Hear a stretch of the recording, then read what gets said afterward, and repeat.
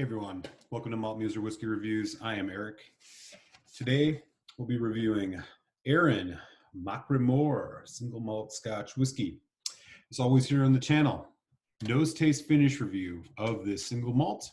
I'll tell you a bit about the value. I'll give you my final thoughts and a final score. I'll leave you with a malt musing. But first, a bit about Arran and the Machrie Moor. So, Arran Distillery is the only actually operating distillery on the island of Arran. This Machrie Moor is a peated release from the distillery. They, I believe they release one edition of this a year, and this is the 5th edition from 2014. Says here it is non-chill filtered, natural color, bottled at 46% ABV, all really good sign. What else do they say?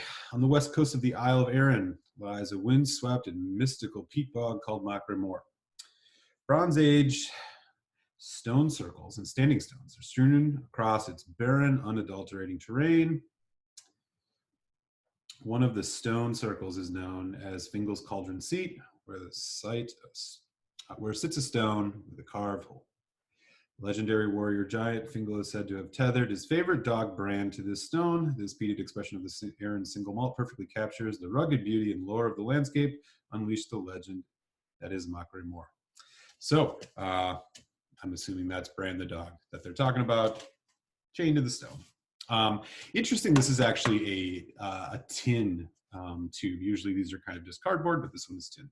Okay, so that's the background on the Machrie Moor. Here's what the bottle looks like. Same storyline here on the back, and says right here on the bottle as well, non-chill filtered, natural color. All good signs, 5th edition, and 46% ABV. All right, let's get this in the glass.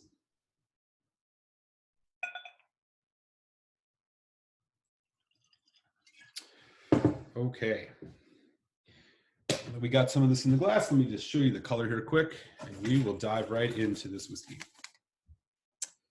Nice, light gold, kind of hay color. Really nice. Okay, let's get into it.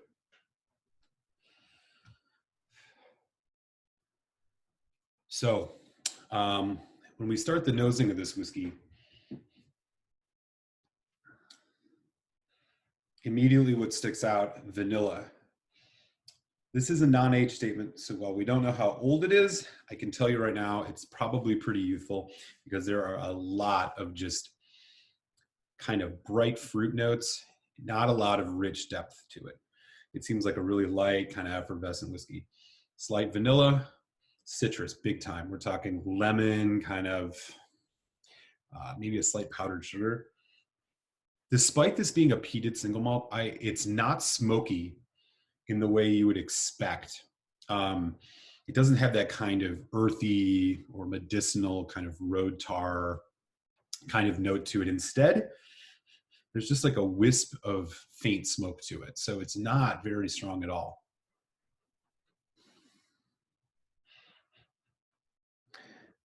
It's a little bit of like a saltiness to this too. All in all, not super complex on the nose, but it smells pretty nice. Definitely, not offensive in any way. And as I said, while being peated, not exactly hitting you in the face with that kind of road tar campfire smoke. Okay, let's give this a taste. Cilantro.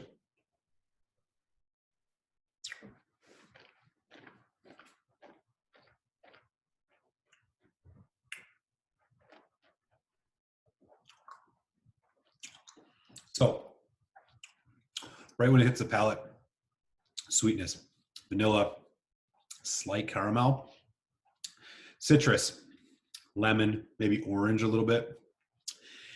Then as it develops, you get a bigger spicy note. It's a real like tangy citrus spice. Medium body, actually surprisingly rich. Little bit of orange. As it goes into the finish, you're kind of left with like a slight mocha, like white chocolate. Again, vanilla citrus. Vanilla citrus seems to be kind of the dominant thing here. This is not a very complex whiskey, but enjoyable.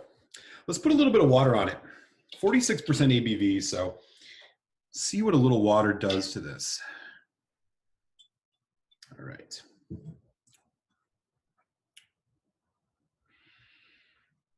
With the addition of water,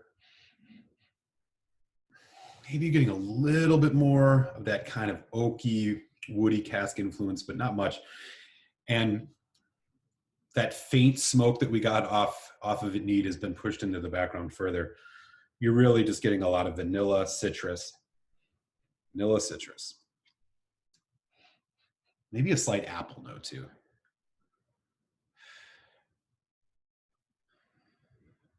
Yeah, pretty tame now with water. Go in for another taste.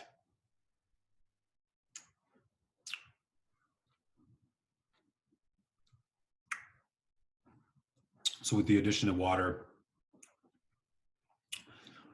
vanilla, lemon again, slight orange, slight maybe nuttiness, almond, white chocolate again. That spicy note is gone. And again, it wasn't like a serious spice. It was more just kind of like a dry tanginess, probably from the peat. Finish on this is shortened up a little bit now. You're left with a faint hit, kind of, again, white chocolate, little bit of like a coffee note.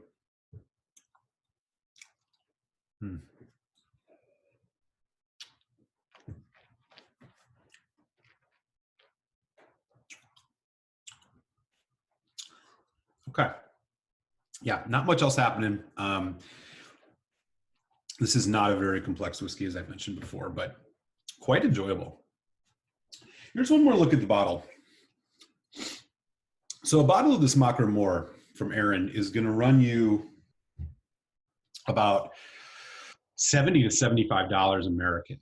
And while it is, I believe, not the easiest whiskey to find, I wouldn't say this is an exclusive whiskey, despite its apparently annual release.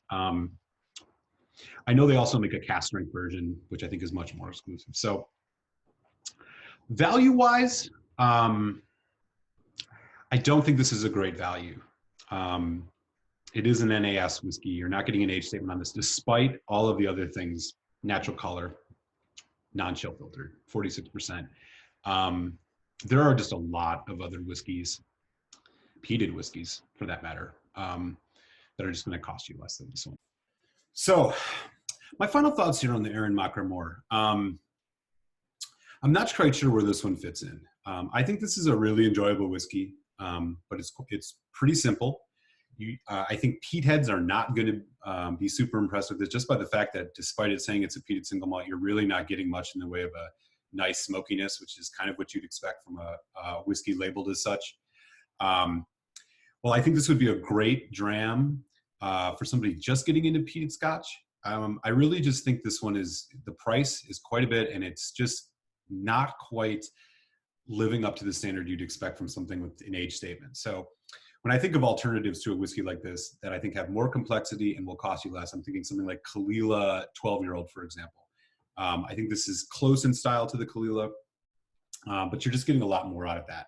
So my final score is going to be a 2.5 out of 5 for the Arran Machrie Moor, which is that I recommend trying before you buy it.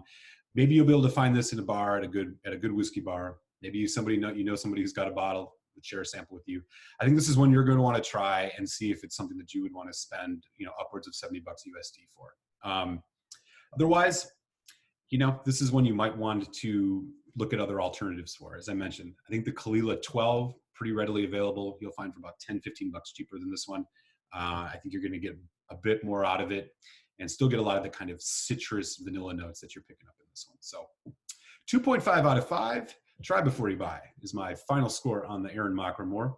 With that, I'm going to kick you over to your malt musing, and we'll catch you next time here on Malt Muser Whiskey Reviews. Sláinte.